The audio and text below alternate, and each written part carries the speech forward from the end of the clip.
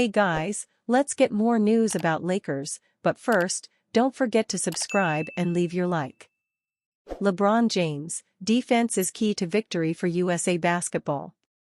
USA Basketball and Los Angeles Lakers star LeBron James got off to a strong start on their road to the 2024 Olympics in Paris after they beat Canada in their opening game of their exhibition slate. The game against Canada took place in Las Vegas and was full of eager fans, including former President Barack Obama. James and the Americans got off to a slow start shooting the basketball, but quickly rallied thanks to their bench unit led by Anthony Edwards and Anthony Davis. From that point on with a lead, Team USA was able to cobble together enough runs to keep Canada at bay and take home their first victory of the summer. James was the de facto point guard of the team and scored 7 points, including the best play of the night when he hammered down a lob from Stephen Curry. While James didn't assert himself offensively, he moved his feet well defensively and set the tone on that end of the floor. After the win, James emphasized that the Americans will have a good chance to win games as long as they keep their defensive intensity up. Via Fox Sports, "I know we're a lot better, but we've only been together 4 days, so all the miscues offensively with the turnovers, we'll get better with that," James said. "But it starts on the defensive end. As long as we defend, we're gonna give ourselves a good chance to win every night." As James noted, the team only got a couple of practices in before their exhibition match against Canada, so offensive rust was to be expected considering most of the players haven't played organized basketball in months. Defensively, though, Team USA did well to pressure Canada and get their hands in passing lanes as well as contest shots near the rim. James was no slouch as he came up with 3 steals and a block, looking engaged on that end of the floor. If LeBron and the rest of the group continue to improve defensively, it's hard to imagine another team besting them in international play.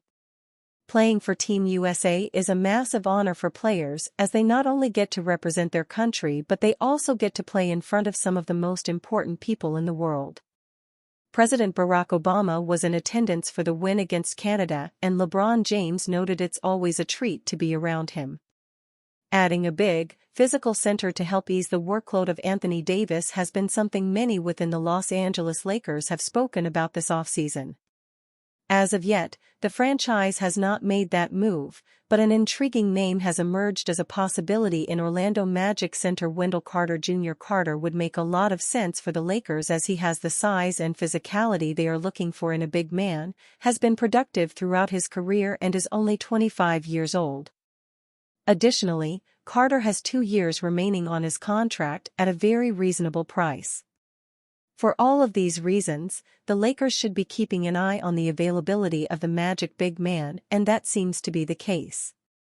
According to Sean Devaney of Heavy.com, the Lakers are monitoring Carter, but they are one of many teams doing so. One guy of interest, though, who could help the Lakers check a few boxes remains a possible trade target. Magic center Wendell Carter Jr. and one executive said he's still the kind of player the Lakers should be looking for. Fairly young, probably a little undervalued because of his red flags, injuries, and still tapping into his skill set, the exec told Heavy Sports. "The contract is right, it makes sense for them. That's a guy they're monitoring, but a lot of teams are." Carter has averaged double-figure points each season of his NBA career and has evolved his game over the years as well, becoming an above-average three-point shooter in recent seasons. He is someone who could conceivably both relieve Davis and also play next to the Lakers superstar in big lineups. There are some injury concerns as he has missed at least 20 games every year, but the talent is there. The question now becomes what it would take for the Lakers to acquire him, and if there are multiple teams bidding for Carter, that price goes up. In terms of salary, Gabe Vincent would work, but even adding a first-round pick to him might not be enough if there are other teams willing to offer more. D'Angelo Russell has also of course been in trade rumors, although it remains to be seen if the Magic want him. Regardless, the need and fit is there, and with the Lakers making no moves so far this offseason, trying to bring in Carter is something the team should explore as he would make an impact. J.J. Redick discusses how Anthony Davis fits with a new-look Lakers offense. The Los Angeles Lakers have officially passed the baton from LeBron James to Anthony Davis as the franchise player. It's a landscape-altering decision that embraces the reality of a 31-year-old Davis potentially having more staying power than a soon-to-be 40-year-old James. That decision has inevitably created questions about what new head coach J.J. Redick means when he says that Davis will be the hub of the offense. It will take time for the comments to materialize on the court, but Redick has doubled down on the statement. He plans to prioritize the qualities that make Davis great when designing his offense, and doesn't believe that approach will negatively impact his defensive play. Per Mike Trudell of NBA.com, Redick doesn't envision Davis's importance on defense limiting the essential role he'll play in the Lakers' offensive system. He's going to be featured on offense no matter what. He's going to be featured. He's going to have the ball. We've talked about him being an offensive hub for us. To me, everybody says, oh, Anthony Davis is great on offense, but his real value is defensively. His real value is just being Anthony Davis, and the fact that he's an elite two-way player. It's going to be interesting to see how it all plays out, but it's hard to fault Redick for wanting to bring the best out of Davis on both ends of the floor. Davis is coming off of a season in which he was the only player in the association to earn both All-NBA and All-Defense honors. He was dominant on both ends of the floor, averaging 24.7 points, 12.6 rebounds, 3.5 assists, 2.3 blocks, and 1.2 steals on 55.6% shooting from the field.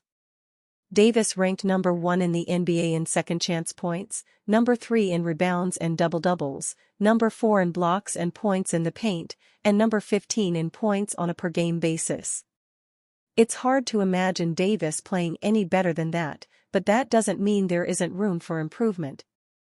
Under Redick, it appears as though the ball will flow through the 31-year-old on offense, whether directly or indirectly.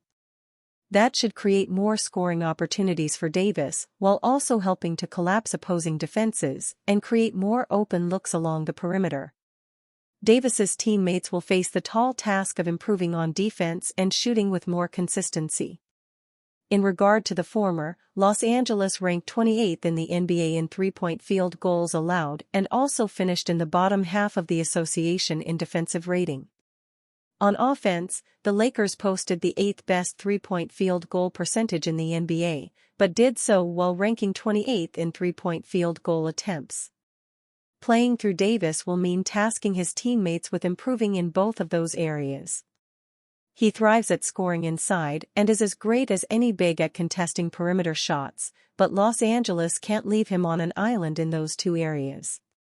Thankfully, Redick seems to recognize where the team went wrong a season ago and plans to support Davis's talent with a system that simplifies his success. Lakers are reportedly unlikely to pursue Trent Jr. The Los Angeles Lakers have been one of the most discussed teams in the NBA during the offseason. Not only did they lose sooner than expected in the playoffs, but the Lakers have made significant changes to their organization as well. They fired Darvin Ham, replacing him with J.J. Redick to lead the team moving forward. The Lakers also selected two notable players in this year's draft, Dalton Knecht and Bronny James. While these two players could do a lot of damage together, especially when sharing a court with LeBron James and Anthony Davis, there is always room for growth on the roster. There have been rumors that the Lakers have shown interest in some key veterans, including Trent Jr., but it looks like, at least in Trent's case, they are not moving forward. According to Mark Stein via NBA Central, one source close to the process cautioned this week that the Lakers, until they can move further away from the second luxury tax apron, can't even make a run at Trent. No matter how available he appears to be. Like many teams in the league, the Lakers find themselves in a difficult position with the luxury tax. They don't want to dip into it much if they can avoid it, and with players like James and Davis on the roster, they don't want to put more of their eggs into other baskets. The Lakers will likely have to sign a few more players during the offseason, but they will have to get crafty with the deals they make. And you, fan? What do you think of the situation of Gary Trent Jr.? Leave your opinion in the comments.